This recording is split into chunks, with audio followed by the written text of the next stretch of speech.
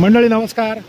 तुम्हाला माझ्या पाठीमागे खूप सुंदर आपल्या सह्याद्रीमध्ये असे लाखो आणि हजारो वेगवेगळे धबधबे आहेत आणि असे शेकडो स्पॉट्स आहेत जिथे तुमच्या माझ्यासारखी हजारो लोक तिकडे जातात आणि आनंद घेतात दर पावसाळ्यामध्ये. हा आनंद घेणं आपण अजिबात थांबायला नाही पाहिजे. हा आनंद आपण सगळ्यांनी 100% घ्यायला पाहिजे. पण हा आनंद घेताना आपल्याला सगळ्यांना ज्या उशी डॅम आणि तामिनी घाट ह्या दोन ठिकाणी झालेल्या ज्या काही वेगवेगळ्या घटना आहेत त्या दोन वेगवेगळ्या घटनांचा आपण व्हिडिओ बघून आपण अशा ठिकाणी जाणं बंद करणं हे अत्यंत चुकीची कल्पना आहे. या व्हिडिओमध्ये मी तुमच्याशी काही महत्त्वाचे पॉईंट सांगणार आहे. ज्या पॉईंटचा तुम्ही जर का विचार केला तर तुम्हाला ह्या सगळ्या गोष्टींचा अगदी पुरेपूर आनंद घेता येईल.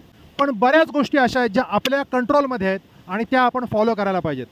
त्याच्यापैकी सगळ्यात पहिली गोष्ट, आपण जेव्हा धबधब्यावर येत असतो तेव्हा एक म्हणजे आपण योग्य वाहन घेऊन इकडे यायला पाहिजे.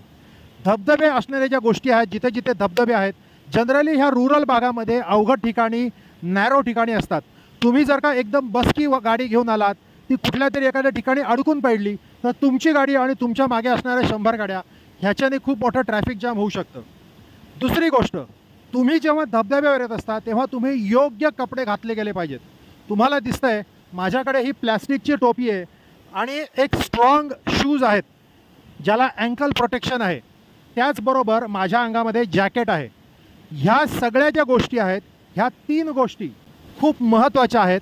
कारण की मी तुम्हाला परत परत सांगत असतो, आपलं डोकं आणि आपलं पाय ह्याच्यातनं आपली उष्णता बाहेर जाते किंवा आपल्या शरीरामधली उष्णता टिकून राहते. ही उष्णता टिकणं खूप महत्त्वाचं आहे. कारण आपण जेव्हा अशा कुठच्या तरी वातावरणामध्ये असतो आणि आपल्याला हुडहुडी भरण्याची शक्यता असते. हुडहुडी म्हणजे थंडी भरणं. थंडी भरणं हे अत्यंत वाईट गोष्ट होऊ शकते. कधी कधी एखादा माणूस, एखादा कमकुवत माणूस, एखादा लहान बाळ किंवा काही दगावण्याची सुद्धा शक्यता त्याच्यामध्ये असते.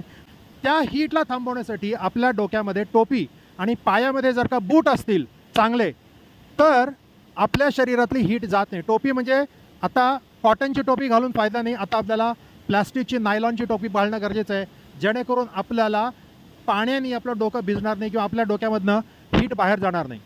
त्याचबरोबर तुमच्याबरोबर साधी काठी, ही जी तुम्हाला काठी दिसते ही काठी अत्यंत महत्त्वाची आहे.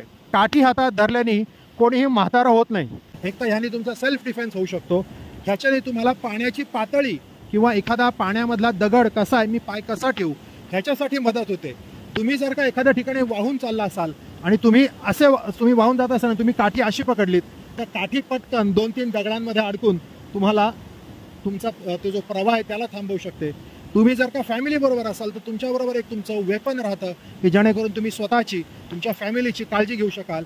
दुसरी गोष्ट मी तुम्हाला असे सांगतो की तुम्ही जर का एखाद्या धबधब्यावर येत असतात, एखाद्या गोष्टीच्या आजूबाजूला काय आहे, म्हणजे आपला धबधबा नक्की कुठे आहे, त्याला जवळचा रस्ता कोणचा आहे, जवळचं गाव कोणचं आहे, त्याला जवळचं पोलीस स्टेशन कोणचं आहे, त्याला जवळचं हॉस्पिटल कोणचं आहे, त्या हॉस्पिटलमध्ये वेगवेगळ्या काय सुविधा आहेत, ह्या सगळ्या गोष्टींचा आपण कुठे ना कुठेतरी विचार केला गेला पाहिजे. आपल्याला कधीतरी इमर्जन्सी आली आणि ट्रॅफिकमध्येच आपण अडकून पडलो किंवा आपल्याला इमर्जन्सी आली आणि आपल्याला माहितीच नसेल की पोलीस स्टेशन कुठे आहे किंवा आपल्याला माहितीच नसेल की हॉस्पिटल कुठे आहे, तर नको त्या गोष्टींसाठी आपला जो मौल्यवान जो वेळ असतो, ज्याला गोल्डन मिनिट्स असं म्हणतात, ही गोल्डन मिनिट्स आपले आयुष्य जी वाचवू शकतात ती आपली कमी होतात.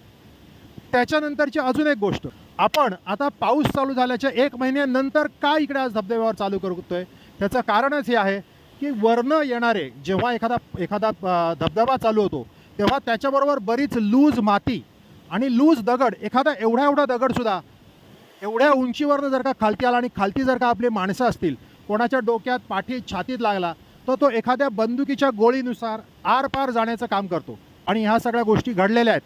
म्हणून मी तुम्हाला सांगतोय तो आत्ताचा सीझन याच्यासाठी महत्त्वाचा आहे की आता पाऊस चालू होऊन साधारणपणे 1 महिना झाला आहे, सगळे लूज दगड निघून गेलेले आहेत, लूज माती निघून गेलेली आहे. मोठे मोठे बोल्डर्स असतात ते कधी स्वतःला ॲडजस्ट करतात, ते ॲडजस्ट करणं संपलेलं आहे आणि हा आता कॉमन फ्लो चालू झालेला आहे. त्याच्यामुळे मंडळी आता येणं सेफ आहे. हे होत असताना वरनं जर का पाणी पडलं तर वरनं पाणी पडल्यानंतर आपल्याला पटकन, म्हणजे ही आत्ताची तुम्हाला जी काय परिस्थिती दिसते त्याच्यापेक्षा 3 पट पाणी धपकन वाढू शकतं. ह्याच्यामध्ये 3 पट पाणी वाढणं कदाचित आपल्याला डोळ्यांनी मोठं दिसणार नाही, पण जेव्हा आपण रस्ता क्रॉस करतो एखाद्या ठिकाणून, आपण एखाद्या धबधब्याच्या ठिकाणी जातो, आपल्याला असं वाटतं आपण अगदी पाऊलभर पाण्यात नेतो. पण त्याच ठिकाणी गुडघाभर पाणी झालेलं असतं. मी इकडे ग्रामीण भागात राहतो, माझी सुद्धा अशी कॅपॅसिटी नाही की पटकन गुडघाभर पाण्यातनं मी एकटा स्वतःला वाचवून घेऊन जाऊ शकतो. आणि माझ्याबरोबर जर का माझी फॅमिली असेल, लहान मुलं असतील, तर मी अशा वेळेला पाण्यात जाणं थांबवायला पाहिजे. आणि हे तुम्ही कसं करू शकता, कसं ओळखू शकता की तुम्ही जाताना 2-3 ठिकाणी तुम्ही दगड ठेवा. ह्या दगडांच्या अंदाजाने तुम्ही चाला. जर का तो दगड बुडालेला असेल, 1 फुटावर, 2 फुटावर, 3 फुटावर दगड ठेवा. मी इकडे दगड ठेवला, आता 2 फूट पाणी वाढलं आहे, अशी परिस्थिती असेल तर अजिबात त्या पाण्यामध्ये जाऊ नका. कारण पाण्याच्या दिसण्यावरून, पाण्याच्या वरच्या स्किनवरून तुम्ही आतल्या पाण्याचा अंदाज करू शकत नाही. आणि जसं मी तुम्हाला सांगतोय की पाणी जर का गढूळ असेल तर तुम्हाला आतमध्ये दगड असा आहे का, फ्लॅट आहे का, तिरका आहे का, काय आहे तुम्ही समजू नाही शकत. एखाद्या गोष्टीची पातळी किती आहे ते पण आपण समजू शकत नाही. कदाचित एखाद्या ठिकाणी पातळी गुडघाभर असेल किंवा एकदम पाणी आपल्या कमरेपर्यंत पाणी असू शकेल. अशा पाण्यामधनं कोणताही स्ट्रॉंगेस्ट व्यक्तीसुद्धा सहज बाहेर पडू शकत नाही. लेव्हल वाढलेली असते तेव्हा तुम्ही ती क्रॉस करण्याचा प्रयत्न अजिबात करू नका. कारण तुम्ही स्वतः अडकाल आणि तुम्ही अडकलाय पाहून तुम्हाला पकडायला अजून माणसे येतील आणि ते सुद्धा अडकून जातील किंवा ते सुद्धा वाहून जातील. त्याच्यामुळे असं काहीतरी करू नका ज्याच्याविषयी तुम्ही 1-2 दिवस सहज उपाशी राहू शकता. पण तुम्ही एखाद्या बाजूला येऊन तुम्ही सेफ ठिकाणी एखाद्या उंचवट्यावर थांबणं हे कधीही योग्य असतं. धबधब्यावर आल्यावर अनेक वेगवेगळ्या प्रकारची माणसं असतात. त्याच्यापैकी आजकाल 60% माणसं ही दारुडी असतात. पण धबधब्यासारख्या ठिकाणी येऊन दारू पिणं हे अत्यंत वाईट आहे. आणि दारू पितात तर पितात, पण त्याच्यावरती तुम्हाला दिसतंय अशा प्रकारे काचांचा कचरा सुद्धा करतात. तुम्हाला आज दिसतं इकडे सगुणाबागेची माणसं आज सकाळपासून इकडे आहेत आणि इकडे 6 आहेत आणि अजून खालती 6 माणसं आहेत.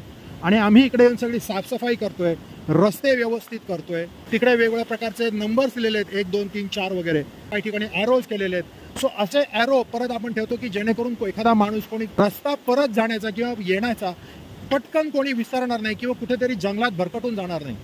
आपण जेव्हा अशा एखाद्या गोष्टी ठिकाणी येतो, अशा सौंदर्याच्या ठिकाणी येतो, तेव्हा आपल्याला दिपायला होतं. दिपणं म्हणजे एकदम प्रभावित होऊन जाणं. आणि सो आपल्याला असं वाटतं आणि असं बघता बघता चुकून आपण तिकडे फोटो काढायला जातो आणि इकडे खड्डा असतो आणि आपण खड्ड्यामध्ये पडतो. आणि एकदा त्या खड्ड्यात पडलं किंवा एखाद्या ठिकाणी पडलं तर आपल्याला खूप मोठ्या रेस्क्यूची गरज लागते. लोकांना ते समजत नाही की त्या ठिकाणी जाणार कोण, तिकडनं तुम्हाला उचलून नेणार कोण गाडीपर्यंत. आणि तुमच्या फॅमिलीमध्ये किंवा तुमच्याकडे एवढी ताकद आहे का, तुमच्याकडे एवढे शक्तिबळ आहे का, अशी जेव्हा कधी कंडिशन येते तेव्हा आजूबाजूची माणसं पटकन मदतीला येतातच असं नाही. तुमच्याकडे फर्स्ट एड बॉक्स पाहिजे. तुम्ही जेव्हा येता तेव्हा तुमच्या बॅगमध्ये, बॅग अशी नको, म्हणजे जनरली महिलांना अशा पर्स फार बाळगायला आवडतात, ते काय मला माहिती नाही, जेणेकरून एक हात कंटिन्युअस त्याच्यामध्ये अडकून राहतो.